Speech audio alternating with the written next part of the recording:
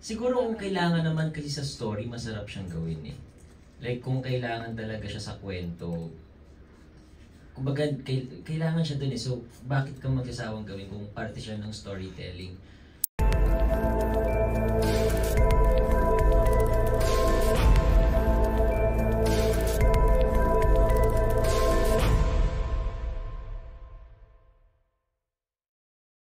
Richard, kumusta ang experience working with Direk Bobby and kay Steph muna? Kasi kayong dalawa yung merong mga matitinding eksena, di ba?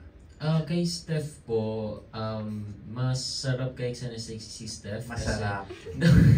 I mean, kasi hindi siya, yun nga wala, tatasabi ni Direk Bobby, hindi nga siya talaga maarte. Like kapag may sinabi sa kanya, kasi may ibang artista, pag binigyan mo ng instruction, makikipag-bargain. Direk, okay lang ba ganito, okay lang ba ganito na lang. Si Steph, hindi siya ganun. Oo, pag sinabi talaga na, gawin mo to, si Steph, okay. Natin siya, ganun. Ako din kasi ganun din ako artista eh. Wala akong pinipili. So, nagugulat ako, sabay kami, okay, tara, gawin natin to. Ganun na kami. Ayun, kay Direk Bobby, grabe si Direk Bobby. Actually, pinangarap ko din mga trabaho sa Direk Bobby. Actually, before this project, nagkakausap namin Direk Bobby. Gusto ko ito mga trabaho. Sige, gusto ko trabaho tayo. Yes po, first po ito. Ayun, masaya po sa trabaho sa Direk Bobby. Sana maulit. Ano ba siya? Mahirap mag-direct? Ay, hindi po. Sobrang... maraming demands in terms of acting or... Hindi po. Ano po medyo same po sila ng directing ni Direk Roman. Ano lang, may freedom yung artista na mag-explore doon sa character. Bibigyan ka lang niya ng peg. Anong klaseng kailangan yung character na i-portray mo. Tapos bahala ka na mag-expound nun kung paano mo siya gagawin. Actually, nahihirapan ako sa ang tumulong talaga sa akin si Kuya Sid. Sabi ko, hindi ko pa naranasan maging adik, Kuya Sid. Sabi ko, paano ba to? sabi niya, sorry, sobrang funny ng way kung paano ako natutunan yung mga. Hindi. Tapos ang dami niya pinanood na video and mga sabi niya, ganito. Sabi ko, okay, sige. So first time din yung mga ganang scene. Mali ba sagot ko? Wait, take two. Si Sid ba, be? Ang init pala. Wait. Hindi, si Sid naman syempre na-experience niya na yung mga ganong character siguro dati. So, kaya ka nagtanong. Hindi naman, talaga sinasave kita. Baka mag-trending tayo. Sige, iba naman. Kay Steph ba, hindi ka nadadala sa eksena niyo? Hindi naman po, professional naman po din si Steph katrabaho. As in like after the eksena, pagputas tawanan lang din kami sa set, tapos pinaglalaroan lang din namin yung iba. I mean, yung mga pwedeng paglaro of course, but pag sa scene... Pero bilang lalaki, kung ikaw mapapanood mo si Steph, hindi ka madadala. Well, si Steph po naman talaga, maganda naman siya, tapos like... Hindi, maganda si Steph. Kumbaga naman nasa kanya yung qualities na magnanasaan ng isang lalaki. It's just that professional din po ako magtrabaho and may girlfriend din po ako, so... Ayun, professional. Meron na rin bang sawa factor pagdating sa sex scenes? Kasi syempre kagaya dito sobrang dami yung sex scenes dito.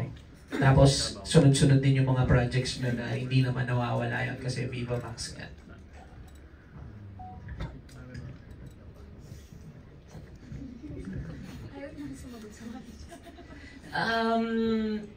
Siguro kung kailangan naman kasi sa story, masarap siyang gawin eh. Like kung kailangan talaga siya sa kwento, kumbaga kailangan siya dun eh. So bakit ka magsasawang gawin kung parte siya ng storytelling? So far wala pa naman ako nakakuhang project na parang lang, yung pinilit. Parang hindi naman kailangan, tas kailangan gawin. Pero so yun, swerte din ako sa mga director na napunta ako. Kasi maayos yung pagkagawa ng mga pelikula. So yun, di naman po nagsabi. Meron ka bang mga idol na artista rin before na parang gusto mong maging ganun? Sorry po, pero honestly speaking, hindi po kasi ako fan ng kahit ako. Even sa music, like kung ano lang yung magustuhan ko, yun lang po siya. Siguro may mga nagustuhan ako nagawa nila, pero like yung artistas, pinalo ko lahat ng ng mga movies niya. Hindi po kasi ako ganung klaseng tao.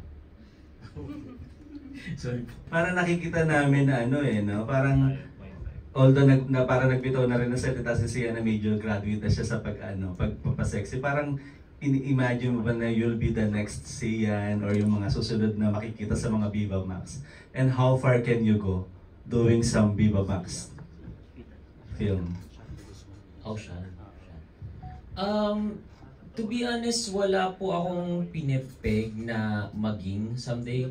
Wala po akong ina-idolize. Basta po ako ginagawa ko lang po yung best ko sa lahat ng films na ginagawa ko. And then, kung may maka-recognize po ng talent ko, may mga maka-appreciate, and edi good po. Basta ano lang, sa akin kasi, hindi ko masyadong ini-stress yung sarili ko. Minamahal ko yung acting, so ginagawa ko lang siya ng buong puso.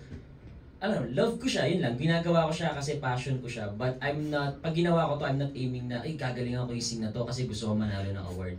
Hindi po siya ganun. Pag gagawa ko ng scene, ang hirap nito, ano kaya naramdaman ng character? Ganun lang po lagi yung motivation ko. How far can you go doing yung mga ibang mga Viva Max film?